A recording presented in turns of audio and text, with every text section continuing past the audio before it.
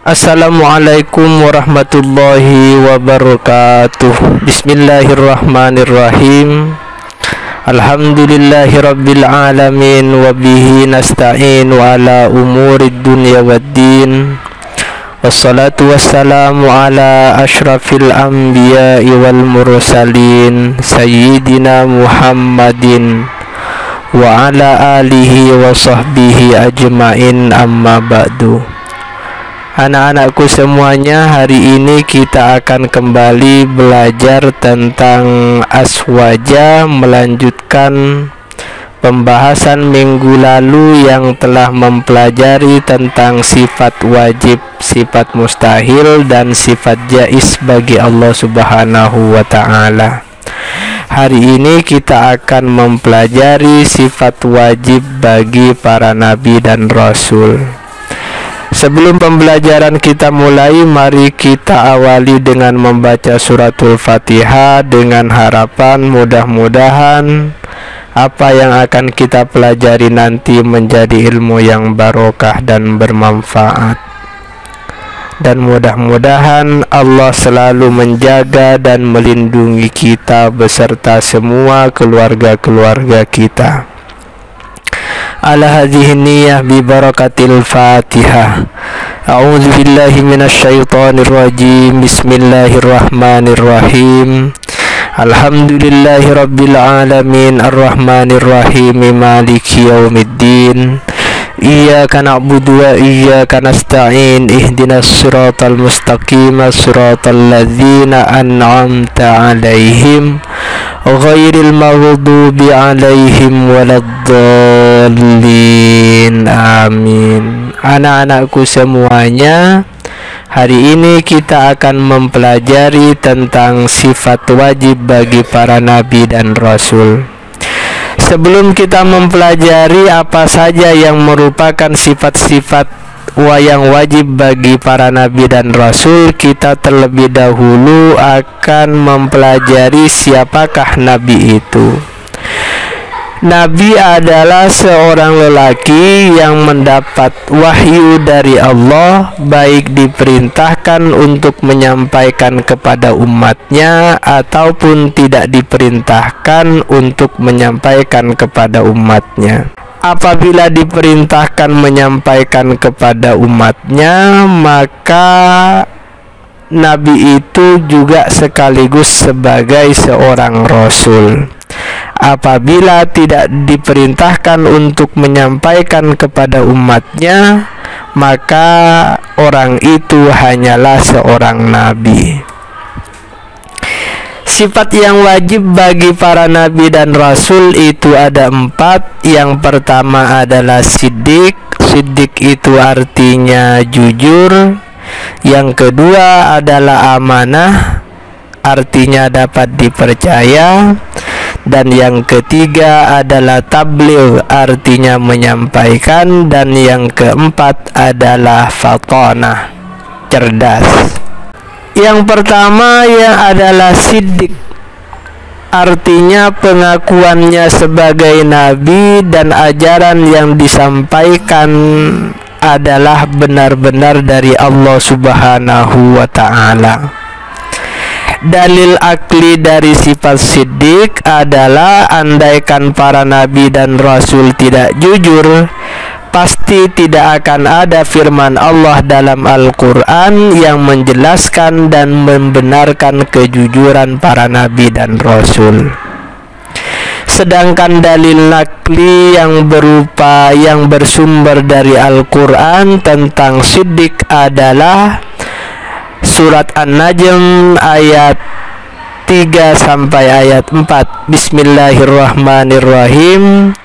Wa ma yantiqu anil hawa in huwa illa wahyu yuha. Wa ma yantiqu, dan tidak berkata Nabi Muhammad anil hawa, berdasarkan hawa nafsunya. In huwa, tidak ada perkataan Nabi Muhammad itu illa kecuali wahyun adalah merupakan wahyu, yuha yang diwahyukan oleh Allah. Jadi Nabi Muhammad tidak, apapun yang dikatakan oleh Nabi Muhammad itu tidak berasal dari hawa nafsunya. Karena apa-apa yang berasal atau yang diucapkan oleh Nabi Muhammad itu bersumber dari wahyu yang merupakan wahyu yang diturunkan oleh Allah Subhanahu wa ta'ala. Sedangkan dalil nakli yang berupa hadis adalah merupakan hadis yang diriwayatkan oleh Imam Al-Bukhari. Bismillahirrahmanirrahim. Summa la tajiduni bakhilan wala kazuban wala jabana. Summa la tajiduni, kemudian kalian tidak akan pernah mendapati saya bakhilan dalam keadaan bakhil, wala kazuban, dan tidak juga dalam keadaan menjadi seorang pembohong, wala jabana, dan juga tidak menjadi seorang penakut. Sedangkan dalil nakli yang berupa ijma ulama adalah terangkum dalam kalimat wa ajma'al muslimuna ala wujubi sidqir rusuli wal anbiya'i alaihimus salatu wassalam. Wa ajma'a, dan bersepakat al-muslimuna, siapa orang-orang muslim, ala wujubi sidqir rusuli, atas kejujuran para nabi dan rasul, alaihim, atas mereka, as-salatu, adapun salawat, wassalam, dan keselamatan. Sedangkan kebalikan dari sifat siddiq adalah kizib.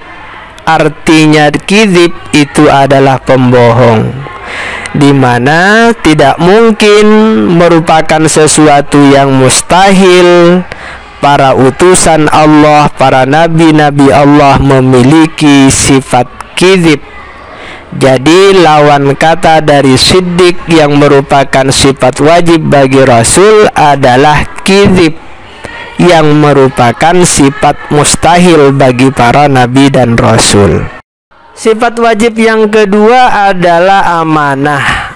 Artinya para nabi dan rasul itu terjaga maksumnya lahiriah dan batiniah para nabi dari melakukan keharaman berupa dosa-dosa kecil maupun dosa-dosa besar, perbuatan-perbuatan yang dimakruhkan, baik itu pada masa sebelum maupun setelah kenabian. Apabila ada bentuk kemakruhan yang dilakukannya, maka hal itu semata-mata dalam rangka tasyri', mengajarkan syariat, sehingga hukumnya menjadi wajib atau menjadi sunnah bagi mereka. Sedangkan keharaman maka sama sekali tidak akan dilakukan oleh para nabi dan rasul.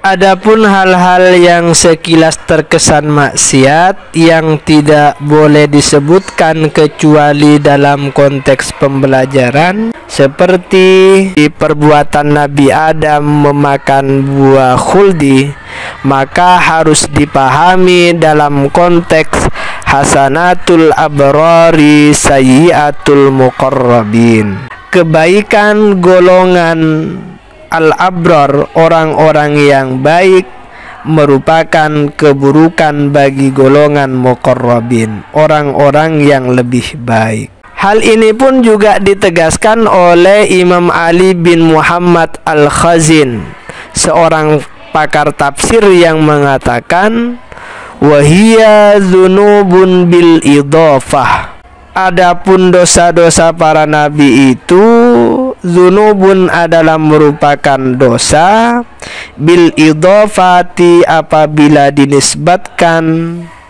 ila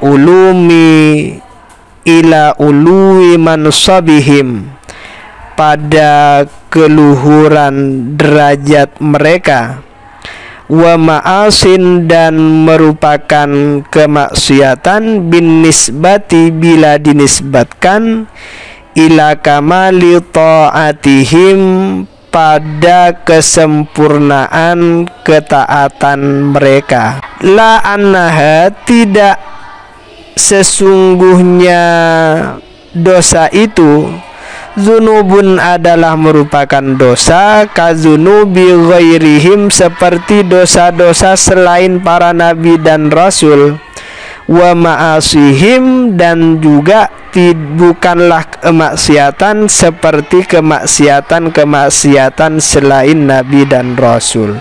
Sedangkan dalil akli dari sifat amanah adalah para andaikan mereka berkhianat menentang perintah Allah dengan melakukan keharaman, melakukan perbuatan-perbuatan yang makruh, maka kita akan diperintahkan untuk melakukan hal-hal yang haram dan hal-hal yang makruh itu. Padahal sampai hari ini kita tidak pernah diperintahkan untuk melakukan perbuatan-perbuatan yang diharamkan ataupun yang dimakruhkan. Karena sudah barang pasti Allah tidak akan pernah memerintahkan hamba-hambanya untuk melakukan kekejian, perbuatan-perbuatan yang keji. Sehingga menjadi pasti bahwa mereka tidak melakukan sesuatu kecuali berupa ketaatan, di mana ketaatan itu ada kalanya adalah merupakan wajib dan ada kalanya ketaatan itu berupa sunnah. Perbuatan mereka tidak ada yang haram ataupun yang makruh, namun hanya berkisar pada wajib dan sunnah, tidak ada yang mubah. Andaikan mereka melakukan hal yang mubah, maka itu merupakan penjelasan atas kebolehannya hal itu dilakukan dalam rangka tujuan tasyri', penyebaran syariat Islam. Sedangkan dalil nakli sifat amanah adalah merupakan Al-Quran surat Ali Imran. Bismillahirrahmanirrahim. Kul katakanlah Muhammad, in kuntum jika ada kalian, tuhibbuna adalah mencintai kalian Allah kepada Allah, fattabi'uni maka ikutlah kalian semua ni kepadaku, yuhibbukum niscaya akan mencintai kepada kalian Allahu siapa Allah, wa yaghfir lakum dan niscaya akan memberikan ampunan Allah lakum bagi kalian, dzunubakum akan dosa-dosa kalian semua. Sedangkan dalil nakli yang berupa hadis adalah sabda Rasul, alaikum bisunnati wa sunnatil khulafa'ir rasyidin min ba'di. Alaikum wajib atas kalian bisunnati untuk berpegangan pada sunnatku, wa sunnatil khulafa'ir rasyidin dan sunnah-sunnah khulafa'ir rasyidin min ba'di setelahku. Sedangkan dalil nakli yang berupa ijma' ulama adalah merupakan perkataan dari Imam As-Subki. Qala As-Subki fi tafsirihi, qala berkata As-Subki, siapa Imam As-Subki, fi tafsirihi di dalam tafsirnya. Ajma'atil ummatu, ajma'at bersepakat al ummatu siapa para ulama, ala ismatil anbiya'i atas kemaksuman para nabi, fima dalam sesuatu yata'allaku yang berhubungan bitablighi dengan penyampaian risalah, wa fi ghairi dzalika dan dalam selain tabligh, minal kabairi dari dosa-dosa besar, wa minas shaghairi dan dari dosa-dosa kecil, ar-razilati yang hina, allati dosa, tahuttu yang mengurangi martabatahum akan derajat mereka, wa minal mudawamati, dan dari kontinuitas, ala shaghairi, atas melakukan perbuatan-perbuatan dosa kecil. Sedangkan kebalikan dari sifat amanah adalah sifat khianat, yang berarti tidak dapat dipercaya.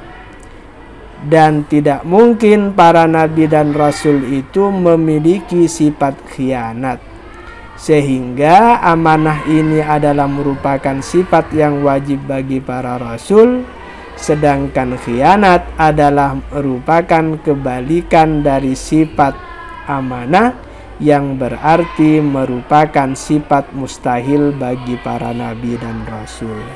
Sekian pembelajaran kita pada hari ini. Mari kita tutup dengan membaca suratul Fatihah.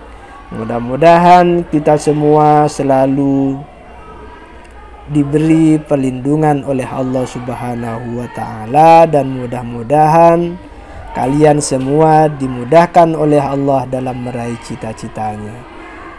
Bibarakatil Fatihah. A'udzubillahi minasyaitonirrajim. Bismillahirrahmanirrahim.